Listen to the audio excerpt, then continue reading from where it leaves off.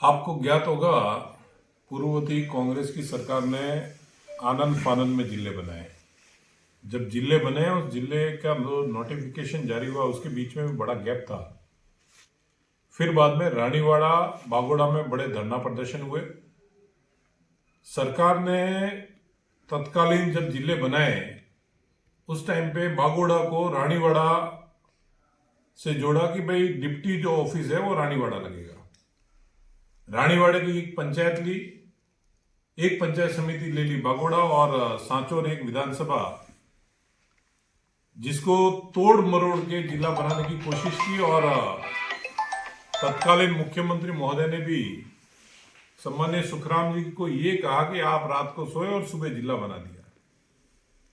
तकनीकी पहलुओं को देखे बिना, लोगों को विश्वास में लिए बिना, और जो जनता है उस जनता को जो उनकी आपत्ति थी उस आपत्ति को सुने बिना ये जो जिले बनाए, उन जिलों को भारतीय जनता पार्टी ने और भारतीय जनता पार्टी के कार्यकर्ताओं ने भी कहा कि इसकी समीक्षा करके ये जो निरस्त जिले हुए इन जिलों को वापस पुनर्गठित किए जाए।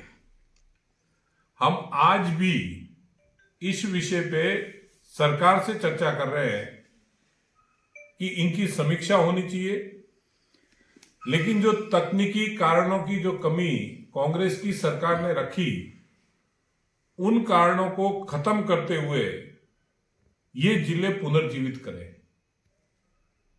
सांचौर जो है वो रानीवाड़ा के धरने का और बागोड़ा का जो धरना हुआ उसका इफेक्टेड है।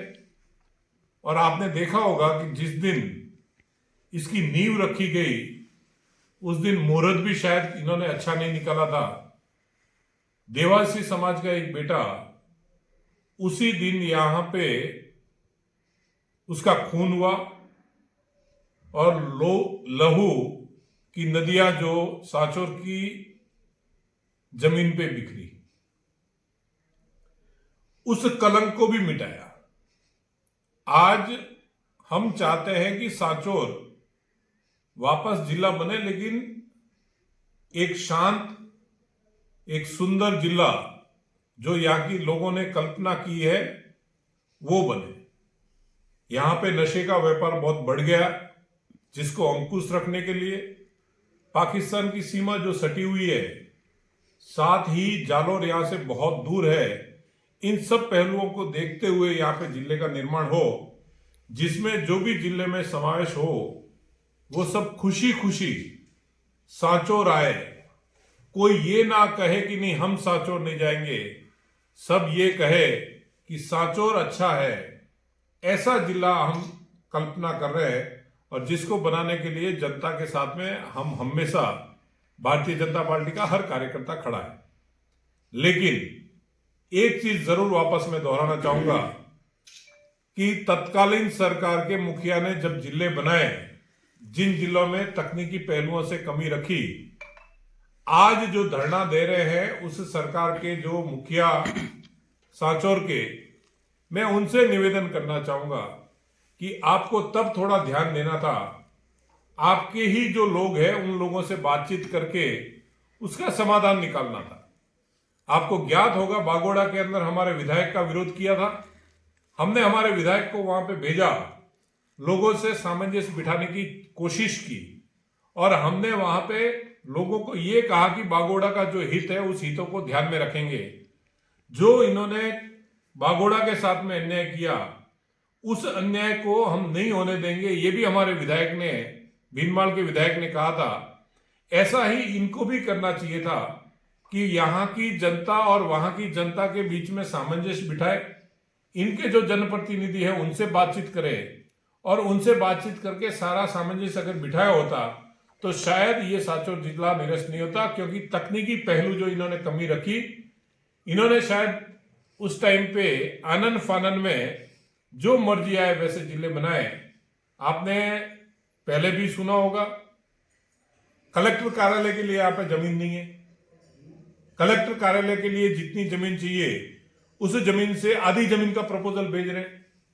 ये कह रहे हैं कि हम गुजरात के साइड में कलेक्टर कार्यालय बना लें।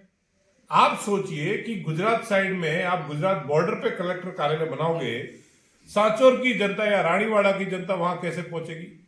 ये सारे पहलू इनको ध्यान में रखने चाहिए थे, जिसको इन्होंने ध्यान में नहीं रखा। इस वजह से, इनकी वजह से ये जो जिला है निरस्त हुआ है, ना कि वर्तमान सरकार की वजह से निरस्त हुआ है। मैं इतना जरूर आपको विश्वास दिलाता हूं, भजनलाल जी की सरकार में जनता के हितों को हमेशा ऊपर रखेंगे और जनता के हितों को ऊपर रखते हुए सांचौर को न्याय दिलवाने के लिए, सांचौर के साथ में सांचौर की सेवा करने के लिए हम लोग सब तत्पर है और वो हम करके दिखाएंगे।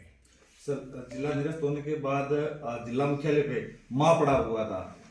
जिला बचाव संघर्ष समिति ने कहा है कि भजनलाल का जो गृह क्षेत्र है, डीग, सलूम्बा या खेरतल, वो जिले है, उसका क्षेत्रफल जनसंख्या उतना ही सांचौर में, वो रद्द नहीं हुए सांचौर क्यों? मैं आपको वापस कहना चाहूंगा कि जो जिला इन्होंने रद्द करने की ये बात कर रहे हैं, जो यहाँ पे विरोध हुआ और विरोध के बीच में सामंजस्य नहीं बिठाना, तकनीकी जो पहलू है और यहाँ पे जिले के जो मापदंड, आपने अभी कहा कि वो जिले निरस्त नहीं हुए, ये जिले निरस्त क्यों हुए? मैं आपसे यही कहना चाहूंगा कि कलेक्टर कार्यालय के लिए जो जमीन है उसको चयनित करने का कार्य किसका था? अभी तक इन्होंने कलेक्टर कार्यालय के लिए जमीन चयनित क्यों नहीं कर पाए? क्यों उसका मापदंड पूरा नहीं कर पाए? ये सारे पहलू जो है, इन पहलुओं के तह तक जाएंगे तभी पता चलेगा। और जो कमेटी बनी थी, सरकार ने जिस कमेटी को यहाँ पे घोषित करके भेजा था, उस कमेटी की जो रिपोर्ट थी, उस रिपोर्ट के अंदर यहाँ के लोगों ने कहा है कि भाई ये जिला जो है, हम वापस जालौर में जाने को तैयार है। रानीवाड़ा के लोग कह रहे हैं हम जालौर में जाने को तैयार है, बागोड़ा के लोग कह रहे हैं जालौर में जाने को तैयार। ये जो चीजें हुई है, इन चीजों की वजह से जो नुकसान हो रहा था लोगों को, उस नुकसान को देखते हुए कमेटी ने सिफारिश की है, जिसमें आप जो कह रहे हो उन पहलुओं को वापस हम सरकार के सामने रखेंगे। वापस हम सरकार के सामने इस चीज को रखेंगे कि ये बॉर्डरवर्ती, सीमावर्ती जिला है। हम सरकार से बात करेंगे कि सांचौर जालौर से जो दूरी है वो दूरी ज्यादा है, इसलिए सांचौर के हित को देखते हुए आपको समीक्षा करके यहाँ पे जिला इसको बनाए और तब तक प्रशासनिक कारणों से एडीएम कार्यालय खोले। एसपी का जो विषय है, उस एसपी का विषय, यहाँ पे अपराधों की रोकथाम के लिए कोई मैकेनिज्म हम तैयार करने के लिए भी सरकार से निवेदन करेंगे कि भाई वो मैकेनिज्म तैयार हो जिससे नशा जो है वो नशे को हम खत्म कर पाए और यहाँ पे अमन चैन वापस ला पाए। आज सांचौर जो हर जगह पे बदनाम करके इन्होंने रख दिया लोगों ने, उस कांग्रेस को मैं कहना चाहूंगा वापस सांचौर में अमन चैन और खुशहाली लाने के लिए जितने भी कार्य करने पड़ेंगे हम करेंगे। धन्यवाद।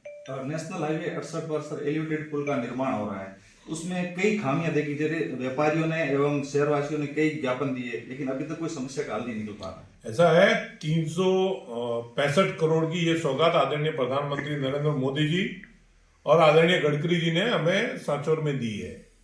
एलिवेटेड ब्रिज जो है, वो एलिवेटेड ब्रिज सांचौर की एक लाइफलाइन बनेगी। और मुझे यही वाकया याद है, सांचौर 4 रास्ता पे बहुत सारे एक्सीडेंट होते थे। उस एक्सीडेंट में एक पुलिस कांस्टेबल का भी एक्सीडेंट हुआ था, जिसकी जान बचाने के लिए 22 लाख के 25 लाख रुपए शायद उस परिवार ने खर्च किए थे। ऐसी जगह पे आज एलिवेटेड ब्रिज आया। मैं धन्यवाद दूंगा प्रधानमंत्री जी और सड़क परिवहन मंत्री जी को कि उन्होंने हमें ये सौगात दी। अब रही कुछ कमियों की बात, कल ही हमने पीडी से बात की और आज पीडी सांचौर में है। प्रोजेक्ट डायरेक्टर जो बाड़मेर है वो सांचौर में है। अभी वो एसडीएम और उनके साथ में मीटिंग करके इसमें जो भी समस्या ट्रैफिक को लेके आ रही है उस समस्या को हम दूर करेंगे और उसका बाईपास निकाल के इस रोड को जल्दी से जल्दी एलिवेटेड ब्रिज बनाए और जो व्यापारियों की समस्या है उस समस्याओं का समाधान करें, ताकि व्यापारियों को भी समस्या ना हो और यहाँ की जनता को भी शांति से आने जाने का मार्ग सुगम मिले। ये व्यवस्था हम करके देंगे पीडीआर सांचौर में। और अभी मीटिंग होगी और शायद उनसे मैं बातचीत भी करूंगा और हो सकेगा तो मैं उनके साथ मीटिंग में भी हाजिर रहूंगा, ताकि इसका समाधान हम जल्दी से जल्दी कर सकें।